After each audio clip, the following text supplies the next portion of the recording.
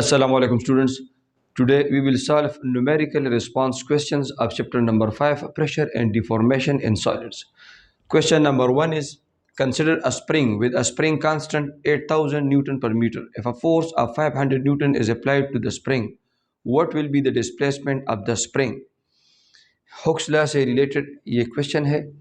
इसमें हमें spring constant की वैल्यू दी गई है एक स्प्रिंग की, और हमें फोर्स अप्लाइड की वैल्यू दी गई है 500 न्यूटन। तो हमें डिस्प्लेसमेंट फाइंड आउट करना है। स्प्रिंग में जो कंप्रेशन या एक्सटेंशन पैदा हो रही है वो कंप्रेशन और एक्सटेंशन हमें उसकी वैल्यू फाइंड आउट करनी है। इसको हमने एक्स से जाहिर किया है। तो यूजिंग हुक्स लॉ, इंतहाई इजी क्वेश्चन है। Using Hooke's law, mathematical form of Hooke's law, F is equal to Kx implies x is equal to F divided by K. K से दोनों तरफ को हम डिवाइड करेंगे, so F divided by K. So it will give, putting the values, F is 500 in Newton divided by K is 8000 Newton per meter. Newton और Newton cancel out हो जाएंगे, metre ऊपर जाएगा, तो 500 डिवाइड बाई 8000 जब हम ये डिवीजन परफॉर्म करेंगे 0.0625 मीटर। इसको हम इस तरह से भी लिख सकते हैं और इस तरह से भी कि x is equal to point को हम यहाँ पर लेंगे 6.25 multiply by 10 power minus 2 metre. 10 power minus 2 is centi, so the final answer is 6.25 centimeter. So this much displacement will be produced in the spring. Question number 2 is, in a force multiplier, small piston has a diameter of 15 centimeter and large piston has a diameter of 30 centimeter. If 250 Newton force is applied on the small piston, then how much force will produce on a large piston? This question is related to hydraulic lift, which is also called force multiplier, because it increases our force keeping the pressure constant. ये हमारे force को बढ़ाता है pressure को constant रखते हुए, which works on Pascal principle. तो उससे रिलेटेड ये क्वेश्चन है कि स्मॉल पिस्टन का डायमीटर हमें दिया गया है 15 सेंटीमीटर, लार्ज पिस्टन या वाइडर पिस्टन का डायमीटर 30 सेंटीमीटर है। स्मॉल पिस्टन पे हम जो फोर्स अप्लाई कर रहे हैं वो 250 न्यूटन है, तो लार्ज पिस्टन पे ये कितना फोर्स प्रोड्यूस करेगा? इंतहाई इजी है, दोनों पिस्टन्स पे प्रेशर सेम रहता है, so we can write P1 is equal to P2. This is Pascal principle. The pressure applied to a confined fluid is distributed equally in all directions. P1 is equal to P2. Now P1 is F1 divided by A1. P2 is F2 divided by A2. We have to find F2. F2 is equal to A2 divided by A1 multiplied by F1. इस equation से हम F2 को find out करेंगे, लेकिन यहाँ पर हमें A2 और A1 की वैल्यूज़ नहीं दी गई, बल्कि हमें D1 और D2 डायमीटर्स की वैल्यू दी गई है। तो यहाँ पर हम जो सर्कुलर एरिया हो, किसी सर्कल का क्रॉस सेक्शन एरिया जो होता है वो एरिया पाई आर स्क्वायर के बराबर होता है, cross section area of a circle. चूँकि हम सिंप्लिसिटी के लिए इन पिस्टन्स का जो क्रॉस सेक्शन जो एरिया लेते हैं वो सर्कुलर लेते हैं, तो सर्कुलर एरिया जो होता है क्रॉस सेक्शन एरिया पे सर्कल वो पाई आर स्क्वायर के बराबर होता है। नाउ आर जो रेडियस के बराबर है वो d/2 के बराबर होता है, डायमीटर का हाफ होता है। So we can write area as pi d/2 whole square. So we can write area as pi d square divided by 4.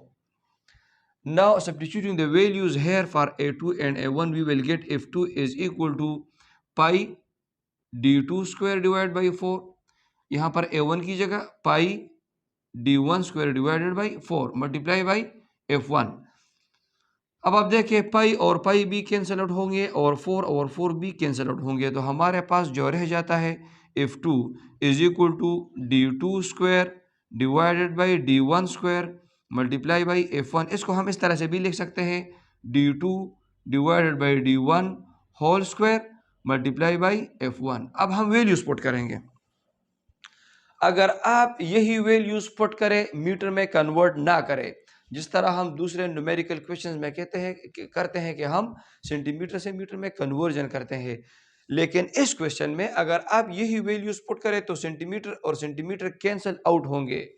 इसी तरह अगर आप मीटर में कन्वर्ट करें तो मीटर और मीटर भी कैंसल आउट होंगे, ये हमें होल फिगर देगा, एक न्यूमेरिकल वैल्यू देगा, एक हिंसा देगा। इसी वजह से यहाँ पर कन्वर्जन की ज़रूरत नहीं है। अब देखें, मैं वैल्यूज पुट करता हूँ, D2 की जगह 30 सेंटीमीटर लगाता हूँ, D1 की जगह 15 सेंटीमीटर लगाता हूँ और होल स्क्वायर है, मल्टीप्लाई बाई 250 है। तो अब देखें, ये सेंटीमीटर और सेंटीमीटर दोनों कैंसिल होंगे, हमारे पास 30 डिवाइड बाई 15 रह जाता है। 30 divide by 15 will equal to 2। So F2 यहाँ F2 is 2 whole square multiply by 250 newton. तो 2 स्क्वायर से 4 आता है, 4 जो एक न्यूमेरिकल वैल्यू है, इसके साथ कोई यूनिट नहीं है।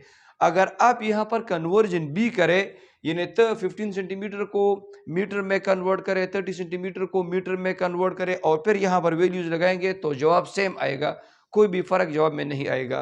तो 2 square 4, 4 plus 250 will give 100 Newton. So the force is multiplied 4 times, or force is multiplied 4 times when the diameter of the large piston is 30 centimeter. When the diameter of the large piston is twice the diameter of the small piston, then our force is multiplied 4 times. Question number 3 is a hydraulic car lifts a car of mass 1000 kg. When we apply a force of 50 Newton on small piston, radius of small piston is 20 centimetre, find radius of large piston. ये भी hydraulic lift या force multiplier से ही related एक question है। यहाँ पर आप देखें, force applied on the small piston, जिसे हम F1 से जाहिर करते हैं, वो 50 न्यूटन है। और force applied on the large piston, यहाँ पर वो डायरेक्टली तो नहीं दिए गए, लेकिन यहाँ पर है hydraulic car lifts a car, when it lifts a car of 1000 kg, it is applying a force on this car which is equal to the weight of the car. So here a force produced on the large piston F2 is weight of the car. यहाँ पर ये है, ये परस करे, ये weight W हमें weight जाहिर कर रहा है कार की, तो this is weight of the car. Weight of the car is W is equal to mg. M is 1000 and G is 9.8. It will give 9800 Newton. Radius of the small piston वो given है 20 centimetre. So what will be the radius of the large piston? इसके लिए इतने force multiplier के लिए radius of the large piston वो कितना होना चाहिए? तो वही हम पास्कल प्रिंसिपल यूज करेंगे, P1 is equal to P2. So P1 is F1 divide by A1 is equal to F2 divided by A2. अब आप देखें, मैंने आपको बताया एरिया, क्रॉस सेक्शन एरिया एक सर्कल का पाई आर स्क्वायर के बराबर होता है। यहाँ हम डायरेक्ट लगाएंगे F1 divided by pi r square is equal to F2 divided by pi r square, pi r 1 square, pi r 2 square, pi और पाई कैंसिल होंगे। अब हमें R2 की वैल्यू फाइंड आउट करनी है। आसानी के साथ मैं आपको कराता हूँ। सबसे पहले हम दोनों अतराफ का रेसिप्रोकल लेंगे, R1 square divided by F1 is equal to R2 square divided by F2। अब आप देखें, हमें R2 की वैल्यू फाइंड आउट, तो F2 से हम दोनों तरफ को मल्टीप्लाई करेंगे। So R2 square will be equal to F2 divided by F1 multiply by R1 square. अब देखिए, F2 से हमने यहाँ पर भी मल्टीप्लिकेशन की और यहाँ पे भी हमने मल्टीप्लिकेशन की, तो F2 डिवाइड बाई F1 हमने लिखा और R1 स्क्वायर को अलहदा लिखा। अब हमें R2 फाइंड आउट करनी है, R2 स्क्वायर नहीं, तो हम दोनों अतराफ का स्क्वायर रूट लेंगे, अंडर रूट यहाँ पर भी लिया जाएगा और अंडर रूट यहाँ पर भी लिया जाएगा। तो अब देखिए, R2 will be equal to, यहाँ से स्क्वायर कैंसिल होगा अंडर रूट के साथ, सो R1 रह जाएगा और F2 डिवाइड बाई F1 वो अंडर रूट के अंदर ही रह जाएंगे। अब हम वैल्यूज पुट करेंगे यहाँ पर, तो F2 की जगह हम पुट करेंगे 9800 न्यूटन और यहाँ पर भी 800 Newton.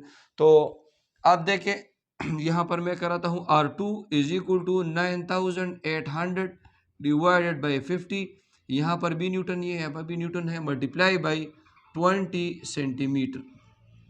R2 is equal to 196 आता है न्यूटन, और न्यूटन कैंसल आउट हो जाएंगे, मल्टीप्लाई बाई 20 सेंटीमीटर। तो यहाँ पर भी सेंटीमीटर को मीटर में कन्वर्ट करने की ज़रूरत नहीं है, क्योंकि यहाँ पर दूसरा कोई यूनिट रहता नहीं, सिर्फ न्यूमेरिकल वैल्यू आई है। 196 से हम अंडर रूट लेंगे तो यहाँ पर आएगा 14 multiply by 20 centimetre. So it will give R2 is equal to 280 centimetre. So The radius of the large piston, the radius of the wider piston must be 280 centimeter to multiply the force this much. Question number 4 is, water column in a beaker is 70 centimeter. Find the pressure of water in the beaker. एक beaker है, उसमें 70 centimetre height तक water का column है, water भरा हुआ है उसमें पानी। तो उस पानी का प्रेशर फाइंड आउट करना है। ये 70 सेंटीमीटर कॉलम ऑफ वाटर ये कितना प्रेशर एग्जर्ट कर रहा है। उसके लिए हाइट हमें गिवन है, डेंसिटी ऑफ वाटर भी प्रॉब्लम में गिवन है, take density of water as 1000 kg पर मीटर क्यूब। तो हमें प्रेशर की वैल्यू फाइंड आउट करनी है। प्रेशर ऑफ लिक्विड्स टॉपिक आप देख सकते हैं। Pressure of liquids is P is equal to rho GH। Simply यहाँ पर हमें वैल्यूज पुट करनी है। Rho is 1000, G is 9.8, H is 0.7। तो 70 सेंटीमीटर इज 0.7 मीटर। तो प्रेशर इज 6860 पास्कल। इन तीनों को हम मल्टीप्लाई करेंगे। हम इस तरह भी लिख सकते हैं P is equal to 6.86 multiply by 10 power 3, 1 2 3। हमने पॉइंट को यहाँ से यहाँ पर शिफ्ट किया और pascal. So final answer is P is equal to 6.86 kilo pascal. This is the final result. Now question number 5, how much force should be applied on an area of 20 centimeter square to get a pressure of 4500 Pascal?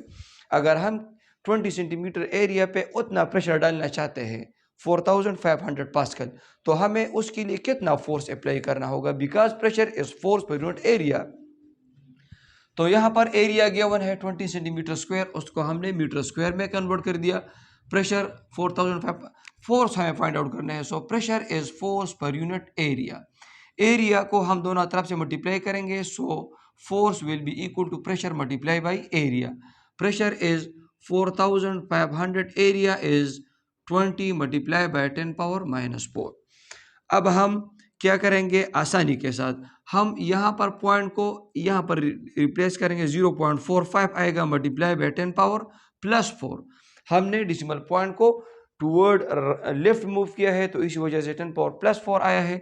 Multiply by 20 multiply by 10 power -4, और 10 power +4 और 10 power -4 ये 1 के बराबर हो जाते हैं। 1 0.45 को मैं 20 से ज़रब देता हूँ, तो इससे आता है 9 multiply by 10 power 4 -4। 10 power 4 -4 is 10 power 0, and anything power 0 is equal to 1. So 9 multiplied by 1 is 9. So F is equal to 9 Newton. So if we have an area of 20 centimeters square, we have to apply a force of 9 Newton to get a pressure of 4500 Pascal.